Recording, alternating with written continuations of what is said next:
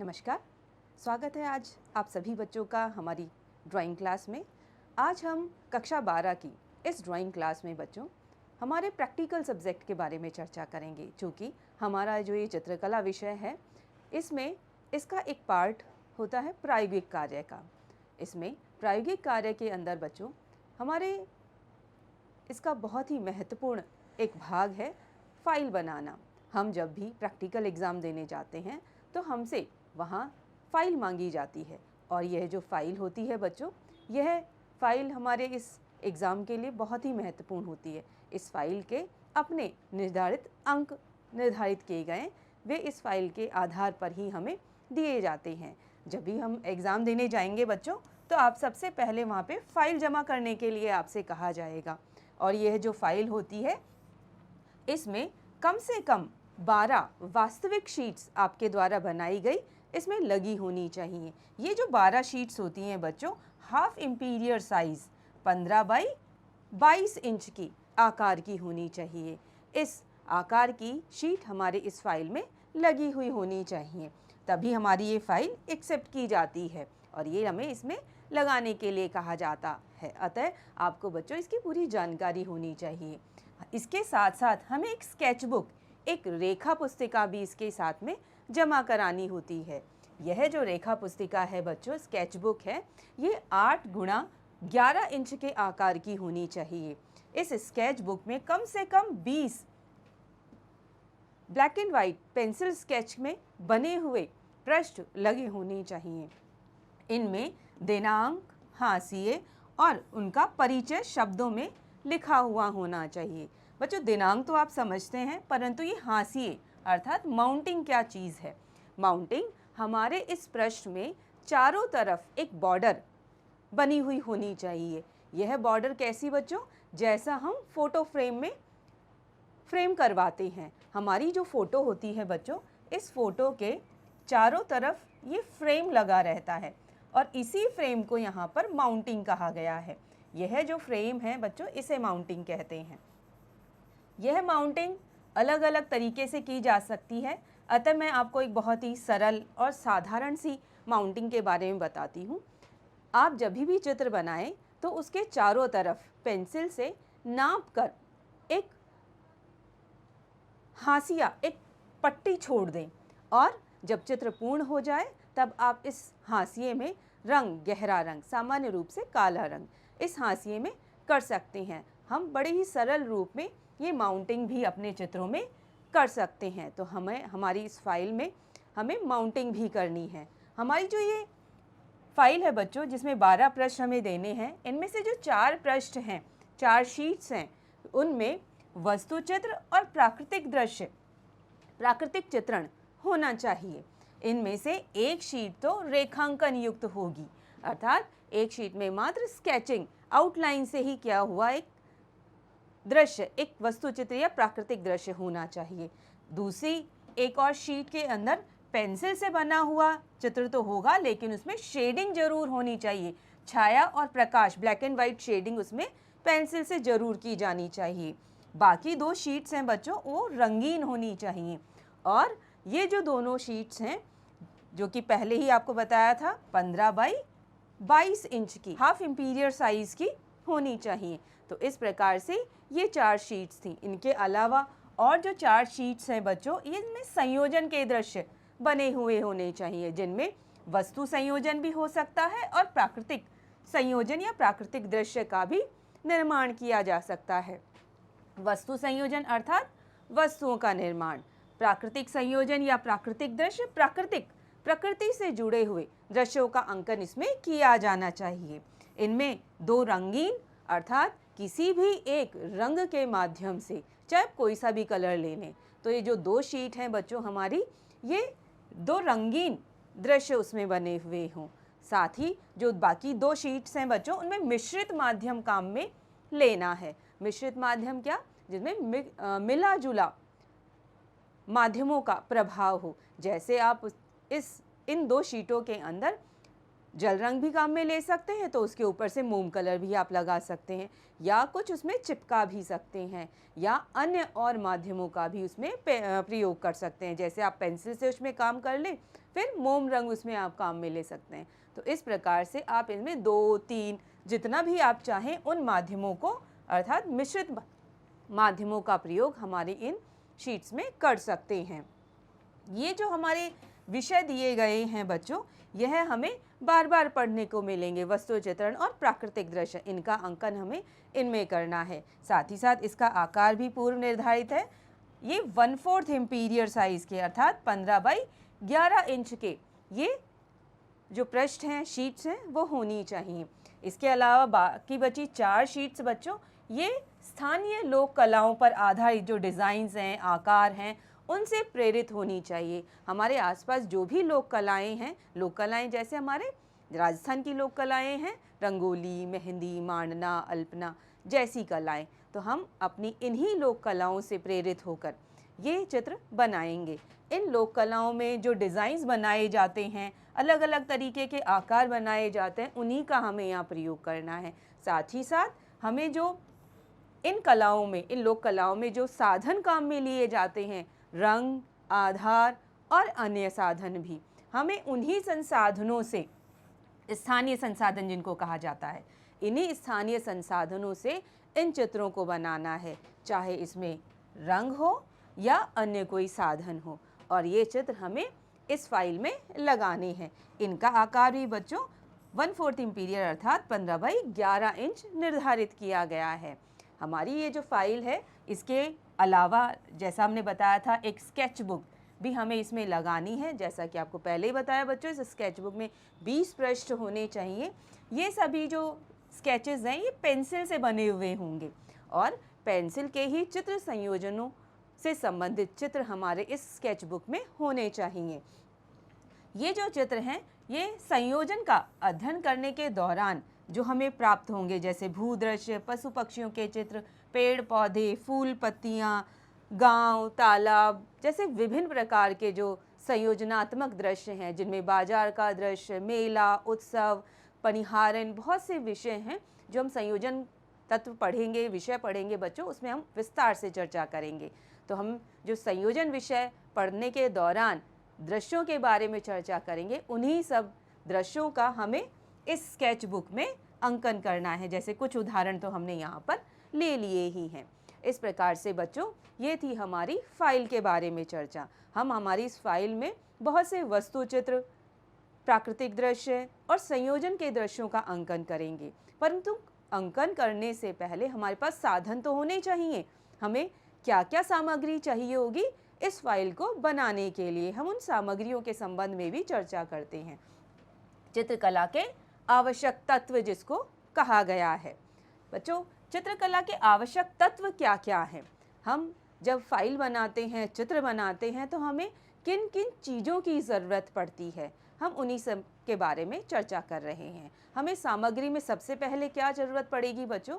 हमारे पास कागज़ होना चाहिए, हमारे पास पेंसिल, रबड़ होने चाहिए, रंग होना चाहिए, रंग लगाने के लिए ब्रश होने चाहिए। तो ऐसे बहुत से आवश्यक तत्वों की हमें चित्र बनाने के दौरान ज़रूरत पड़ती है।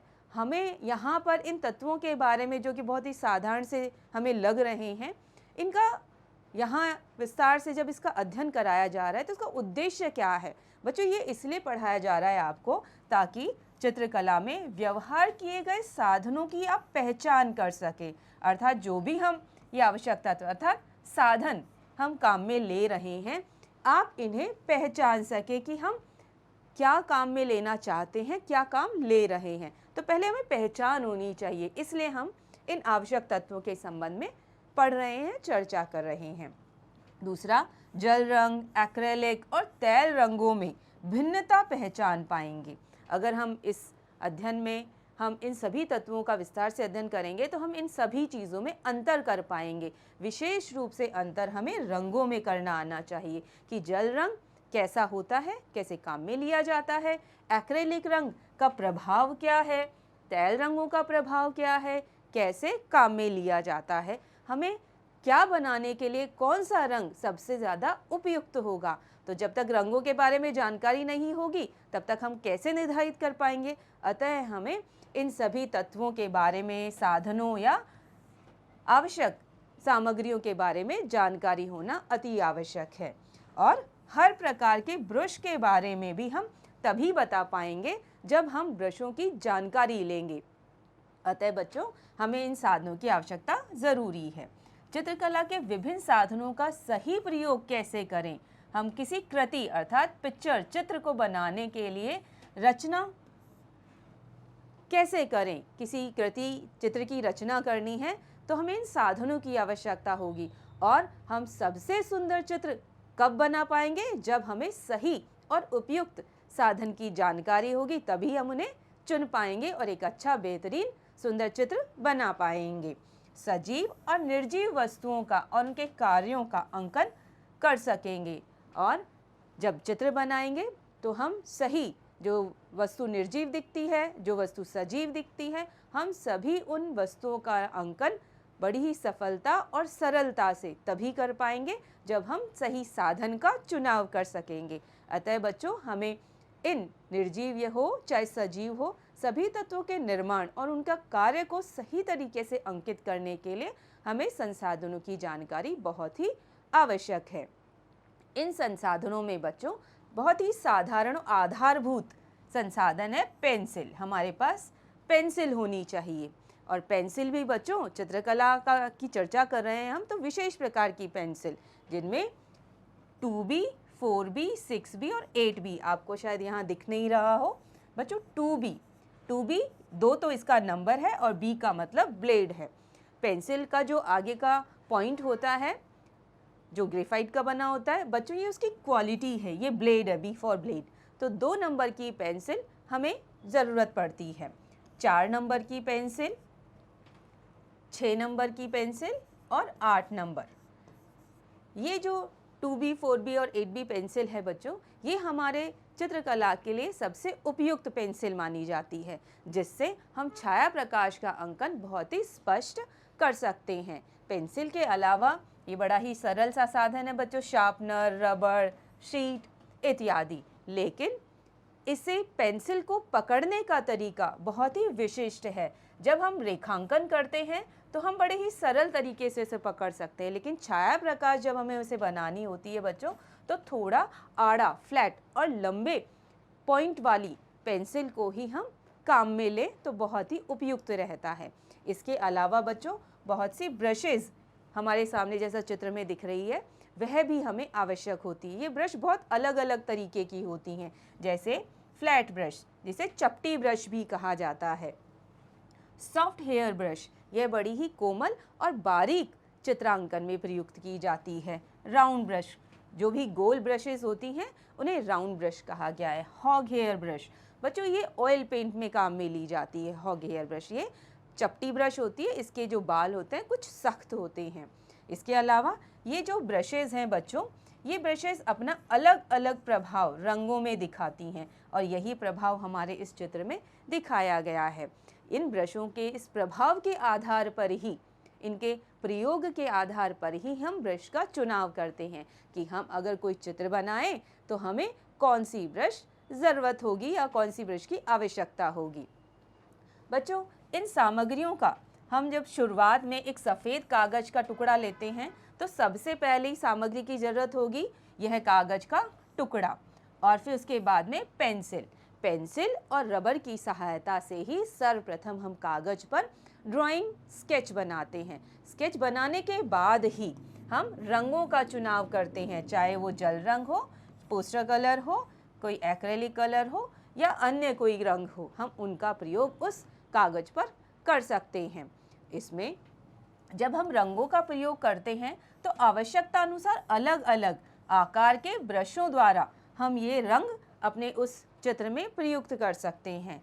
जो पहली बार बच्चों चित्र बना रहा होता है कलाकार, उसके लिए सबसे पहले जो आवश्यक है वह है कि वो सरल रूप में काम करे, और सरलता के अंतर्गत ही उसे सबसे पहले क्रेयॉन्स या मोम जो रंग होते हैं, मोम रंगों को काम में लेना चाहिए। इससे वह बड़ी ही सरलता से रंगों का प्रभाव महसूस कर सकता है। उनको हमें किस कलर की कहाँ कैसी आवश्यकता होगी, कौन सा कलर टोन लगाना है, ये सब वह पहले सीख सकता है। फिर अगर वह जल रंगों में कार्य करे तो उसे उसका ज्ञान पूर्व में ही प्राप्त हो जाएगा, तो वह आसानी से रंगों के अलग अलग तानों का प्रयोग, जिसे कलर टोन बोलते हैं, अलग अलग तानों का प्रयोग बड़ी ही सरलता और सफलता से कर पाएगा।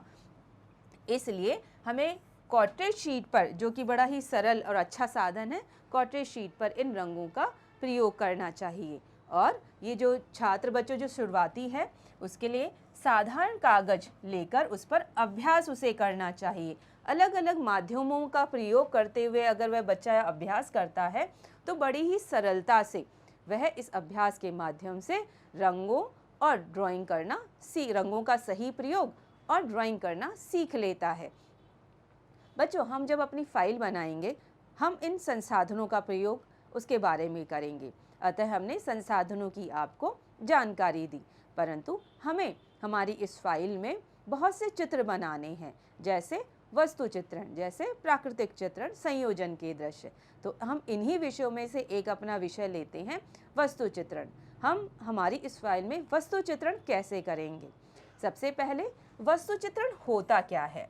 वस्तु, नाम से ही पता चल गया बच्चों, वस्तुओं के बारे में, अर्थात हमारा जो दैनिक जीवन है, प्रातः से सायंकाल तक हम जिन सामग्रियों को काम में लेते हैं, जिन वस्तुओं को काम में लेते हैं, उन्हीं का चित्रण वस्तु चित्रण है। हम सुबह से शाम तक अपने दैनिक जीवन में सुराही, कप, पुस्तक और अन्य विभिन्न प्रकार की सामग्रियों का प्रयोग करते हैं, जिनमें फल, सब्जियां और बहुत सी अनगिनत सामग्रियां आती हैं।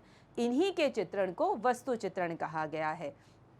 ये जो सामग्रियां हैं बच्चों, इनका जो अंकन है पहले के समय में चित्रकार किया करता था, परंतु कैमरे के आविष्कार के कारण इन कलाकारों के महत्व में कुछ कमी आई है। परंतु चित्र तो चित्र होता है और जो फोटोग्राफ है वह फोटोग्राफ होता है। अतः कैमरे के आविष्कार ने इसको कुछ परिवर्तित स्वरूप में हमारे इस समय में रखा है। ये जो वस्तु चित्र हैं बच्चों, हमें इन वस्तु चित्रों का अध्ययन करने की आवश्यकता क्या है? बच्चों को ये क्यों पढ़ाया जा रहा है? इसका अपना एक उद्देश्य है। वह उद्देश्य क्या है? परिदृष्टि अर्थात पर्सपेक्टिव का अपने विवेक के साथ जो बच्चे हैं वो सही प्रयोग कर सकें और पर्सपेक्टिव का सही प्रयोग करते हुए वे वस्तु चित्रण कर सकें। इसलिए हमें वस्तु चित्रण के दौरान पर्सपेक्टिव का सही अच्छा उपयोग आवश्यक है। छाया प्रकाश का प्रयोग करते हुए हम वस्तु चित्रण कर सकें और उसका अंतर समझ सकें। छाया प्रकाश वस्तु चित्र में प्रयुक्त करने से हमारा वस्तु चित्र बेहतरीन और बड़ा ही सजीव दिखाई देता है। वस्तुओं के आपसी अनुपात को प्रदर्शित कर सके। जब हम वस्तु चित्र बनाएं तो हम सही अनुपात में वस्तुओं का अंकन करें, जिससे कि वे चित्र बड़े ही उभारदार 3D इफेक्ट लिए हुए और सजीव नजर आएंगे। अतः अनुपात का ज्ञान होना भी हमारे इस वस्तु चित्र में बहुत आवश्यक है। वस्तुओं के स्वाभाविक रंगों को अपने चित्र में दिखा सके। अगर बच्चों को वस्तु चित्रण के बारे में जानकारी नहीं होगी तो वह उनमें रंगांकित किए जाने वाले रंगों का सही प्रयोग नहीं कर पाएगा। अतः वस्तु चित्रण में रंगों को सही ढंग से छात्र निरूपित कर पाएं, इसलिए हमें वस्तु चित्रों को पढ़ना अति आवश्यक है। बच्चों, वस्तु चित्र बनाने से पूर्व हमें नेत्र दशा अर्थात पर्सपेक्टिव परिदृष्टि को समझ लेना बहुत आवश्यक है। नेत्र दशा अर्थात जब हम वस्तु को सामने रखे मॉडल को देखेंगे तो देखने का भी अपना एक ढंग होता है। अगर हम किसी वस्तु को बहुत अच्छे से देख पाए तो हम अपने चित्र को बहुत ही सजीव और अच्छा बना पाएंगे। इसके लिए यहाँ पर इस पर्सपेक्टिव को 3 भागों में बांटा गया है। नेत्र दशा को 3 भागों में बांटा गया है।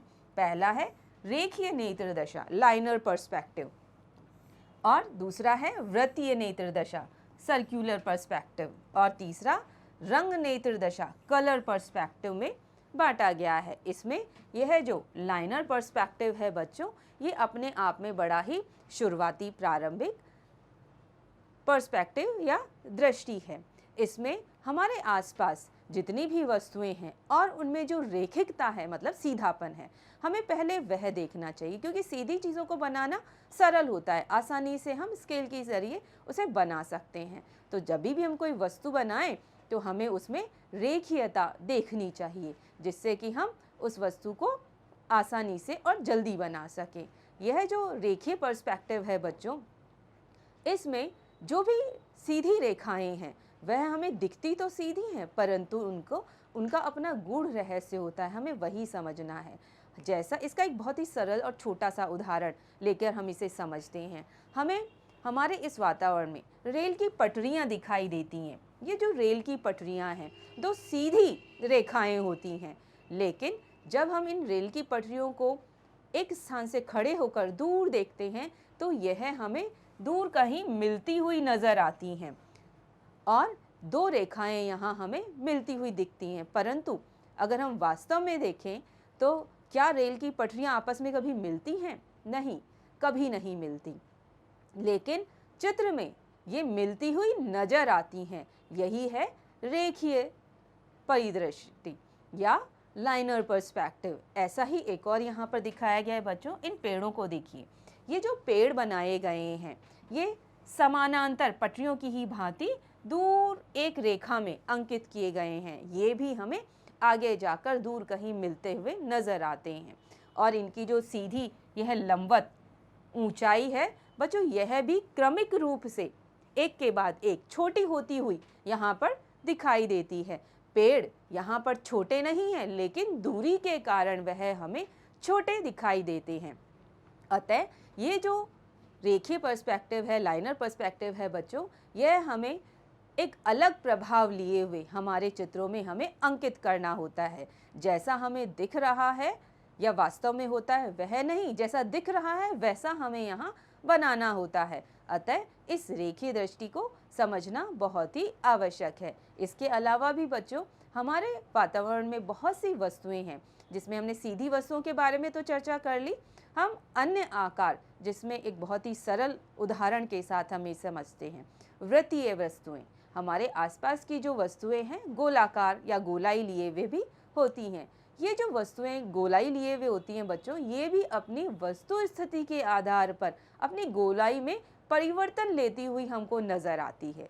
अगर कोई वस्तु हमारी दृष्टि में बहुत ही नीचे रखी हुई है तो वह हमें पूर्ण वृत्तीय, पूरा गोल वृत्त लिए हुए दिखाई देती है। लेकिन जैसे जैसे यह वस्तु हमारे दृष्टिपथ मतलब आंखों की सीध में हमारे इस दृष्टिपथ पे ऊपर आती जाती है, वैसे वैसे इसके वृत्ताकार इस आकार में परिवर्तन होता जाता है। जैसे जैसे यह वस्तु हमारी आंखों के, ये दृष्टिपथ है बच्चों, अगर यह वस्तु हमारे दृष्टिपथ के बिल्कुल नीचे है तो वह हमें पूर्ण गोल वृत्त के रूप में नजर आएगी। लेकिन जैसे जैसे यह हमारे दृष्टिपथ के ऊपरी आकार में बढ़ती जाएगी, इसका आकार बदलता चला जाएगा और जैसे ही हमारे दृष्टिपथ के सीध में आएगी तो यह हमें बहुत ही पतले अंडाकार स्वरूप में नजर आती है। और जैसे ही ये दृष्टिपथ के ऊपरी भाग में और बढ़ती चली जाएगी तो वापस से यह जो वृत्त है यह एक स्थिति में आके पूरे गोले के रूप में हमको दिखाई देने लगेगा। तो बच्चों यही है हमारा वृत्तीय नेत्र दशा, अर्थात आकार या जो गोलाई लिए हुए वस्तु होती है उनकी स्थिति के आधार पर उसके आकार में हमें परिवर्तन दिखाई देता है। दूसरा, आगे बढ़ते हैं बच्चों, रंग नेत्र दशा। रंग नेत्र दशा अर्थात रंगों में भी हमें उसकी दशा स्थिति के आधार पर परिवर्तन नजर आता है। होता नहीं है। कोई भी वस्तु जब हम चित्रण करते हैं बिना रंगों के अपूर्ण रहती है। जब तक उसमें रंग नहीं किए जाएंगे तब तक वह अपूर्ण कहलाएगी, ना ही आकर्षक लगेगी। जब तक उसमें रंग न भरा जाए, वस्तु चित्र में जब रंग भरते हैं उस समय वस्तु की गोलाई, चौड़ाई, दूर, निकट, धुंधलापन, प्रकाश, छाया, इनका पूर्ण ध्यान हमें रखना होता है। जब हम उसमें रंग भरेंगे तो वस्तु में उसकी गोलाई उसकी स्थिति के आधार पर बनेगी। वस्तु की चौड़ाई भी वस्तु स्थिति कैसी है, पास है, दूर है। चूँकि वस्तुएं जब पास में होती हैं तो वह हमें पूर्ण आकार के साथ दिखाई देती है, लेकिन जब दूर होती है बच्चों तो वह हमें छोटे आकार में नज़र आती हैं।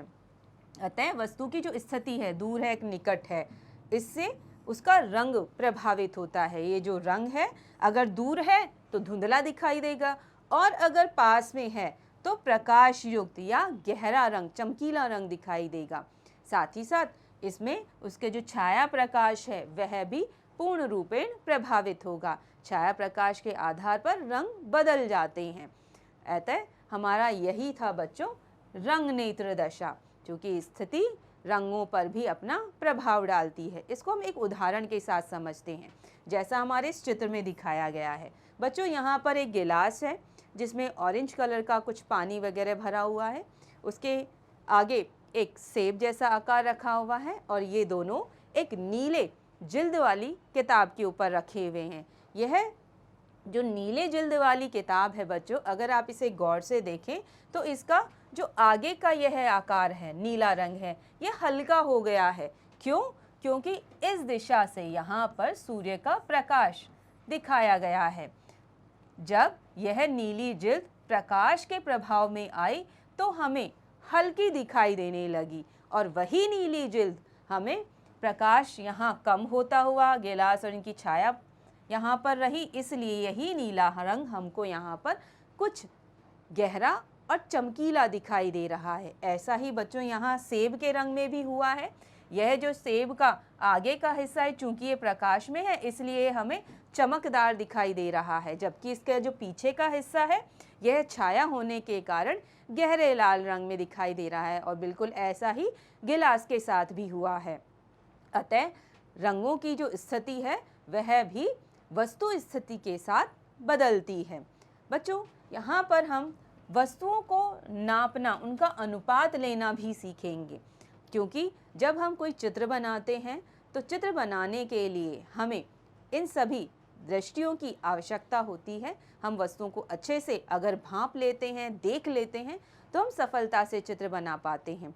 लेकिन इन सब के अतिरिक्त भी हमें जो भी वस्तु हमारे सामने रखी है उसकी नाप तोल कर लेना भी जरूरी होता है। उसकी लंबाई, चौड़ाई, मोटाई इत्यादि में अनुपात लेना बहुत आवश्यक है। तभी हम उस कागज में, उस धरातल में वस्तु को बड़ी ही सजीवता के साथ अंकित कर पाएंगे। इस वस्तु के अनुपात लेने के लिए एक बहुत ही सरल तकनीक छात्रों को सिखाई जाती है, वही हम आपको सिखा रहे हैं।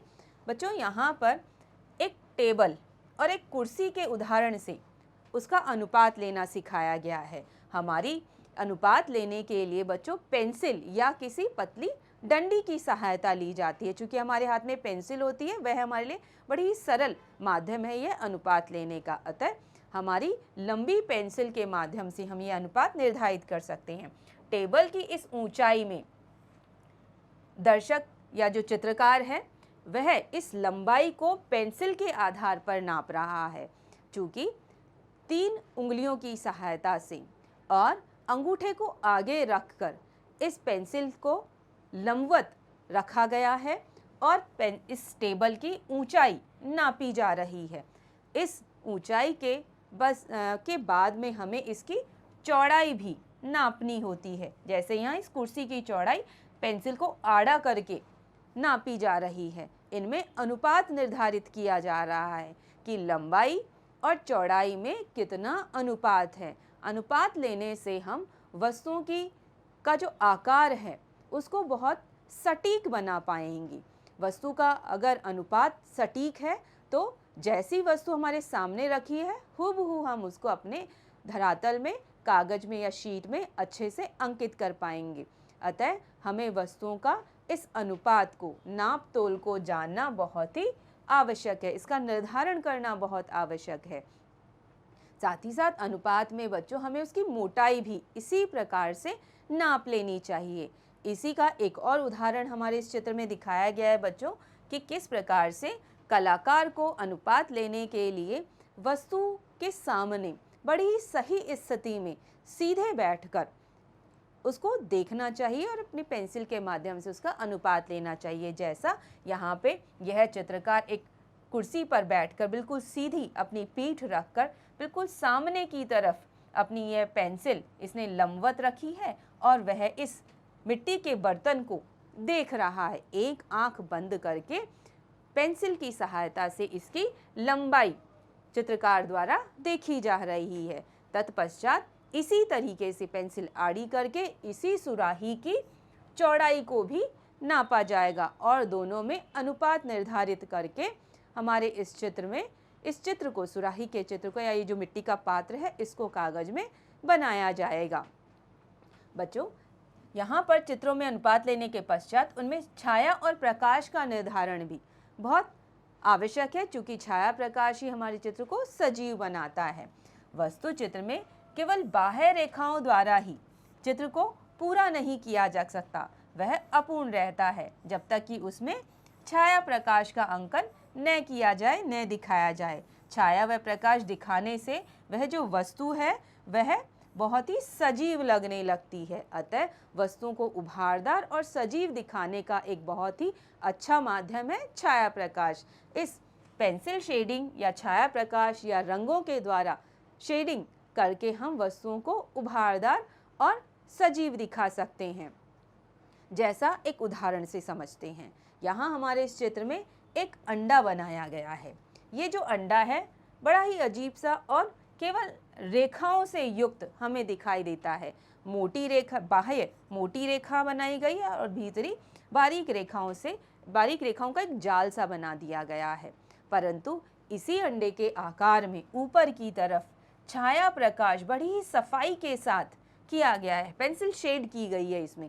इसी पेंसिल शेड के कारण ये प्रकाश और ये छाया, और छाया में भी देखिए शेड्स में भी डिफरेंट टोन्स, ताने प्रयुक्त की गई हैं। गहरी और हल्की तानों का यहाँ प्रयोग किया गया आवश्यकता अनुसार, जिससे कि ये जो अंडा है बड़ा ही सजीव और उभारदार नजर आता है। अतः छाया प्रकाश से जो वस्तुएं हैं वो सजीव और उभारदार दिखाई देने लगती हैं। वस्तु चित्रण की तैयारी कैसे की जाए? बहुत ही सरल बच्चों। वस्तु चित्रण के लिए सबसे पहले अपने प्रयोग में लाने के लिए आवश्यक सामग्री की हमें ज़रूरत पड़ती है। जैसा अब तो आपको पता ही चल गया है। सबसे पहले हमारे पास पेंसिल होनी चाहिए, पेपर, रंग, ड्राइंग पेन, क्लिप और ड्राइंग बोर्ड। ये सभी हमें आवश्यक जो सामग्री है वह हमारे पास उपलब्ध होनी चाहिए। और इसके बाद में हमारे सामने जो भी वस्तु है, मॉडल है, वह हम सामने रखते हैं। हमारे दृष्टिपथ पर अर्थात आँखों की सीध से कुछ नीचे की तरफ समतल धरातल पर हमें जो हम वस्तु चित्र बनाना चाहते हैं उन वस्तुओं को रख लेना चाहिए, जिसे मॉडल कहा गया है। तो ये जो वस्तु है, मॉडल है बच्चों, इसको हमेशा समतल पर, आई लेवल पे से थोड़ा सा नीचे की तरफ रखना चाहिए। और सर्वप्रथम एक वस्तु का ही चित्रण पेंसिल द्वारा किया जाना चाहिए। ये जो वस्तु है बच्चों, पेंसिल से हम उसका स्केच बनाते हैं।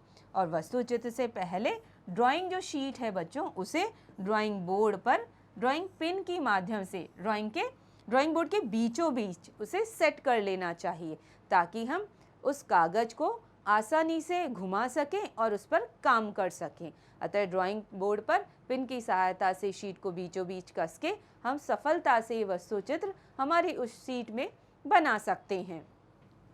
हम सामने रखे मॉडल को देखकर यह निर्णय करते हैं कि मॉडल चित्र के लंबवत बनेगा या चौड़ाई में बनेगा। अगर हमारा मॉडल, हमारा जो सामने रखी हुई वस्तु है, अगर उसकी चौड़ाई ज़्यादा है तो हम आड़ी शीट पर चित्र बनाएंगे, चौड़ाई में चित्र बनाएंगे। और अगर वस्तु लंबी है तो हम उसे खड़ी शीट पर अर्थात लंबाई में चित्र बनाएंगे। तो इस प्रकार मॉडल्स को देखकर या वस्तुओं को देखकर हम अपने शीट को कैसे रखना है वह निर्धारित करते हैं। इस प्रकार से ये जो हमारी वस्तु चित्र थे उसको हम एक उदाहरण के माध्यम से और समझते हैं कि किस प्रकार हम वस्तुओं को सफलता से, अनुपात के साथ, सही छाया प्रकाश के साथ कैसे बनाएं।